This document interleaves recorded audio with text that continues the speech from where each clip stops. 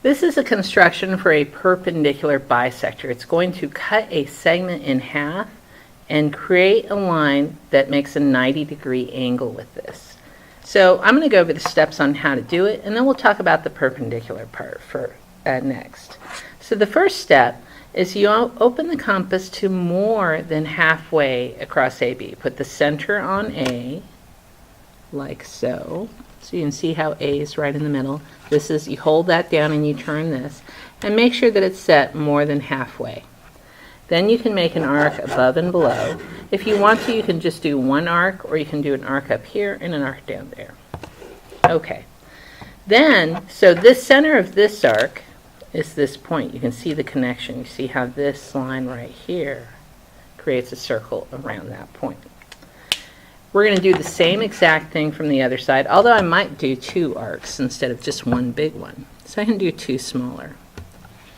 And I'll do an arc up here and an arc down here. I could connect it. It really wouldn't matter.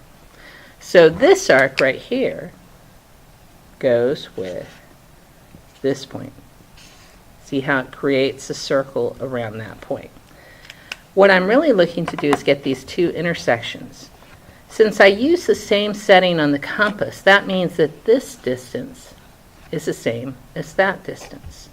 And this distance is the same as that distance. So it kind of reminds me of the rhombus we did with the angle bisector. It is a rhombus. But anyways, let's get to the point of why it's a bisector. Well, first of all, let's look at why it's perpendicular. You can see, you can probably say, well, it looks like it has a 90-degree angle, so it must be perpendicular. But why does it have to be a 90-degree angle? Let's say I rotated this a little bit more. So I had a line going like this instead. Well, if I had a line that wasn't 90 degrees, that means this point would be closer to B than A. And this point would be closer to A than it is to B.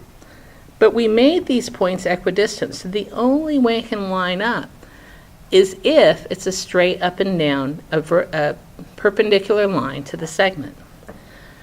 Since these are halfway, the same distance to A to B, that means this point has to be the same distance to A as it is to B, and this point, and that point. This is the midpoint of AB. So perpendicular bisectors create a perpendicular line to your segment, and they cut your segment into two congruent components at the midpoint. So by the way, they labeled this C and D, these 2 points for your construction. If you wanted to, you could say CD, I'll say the line, is perpendicular to the segment AB. And if you created a new point here, you could say that AE, that segment, is congruent to EB with the thing over.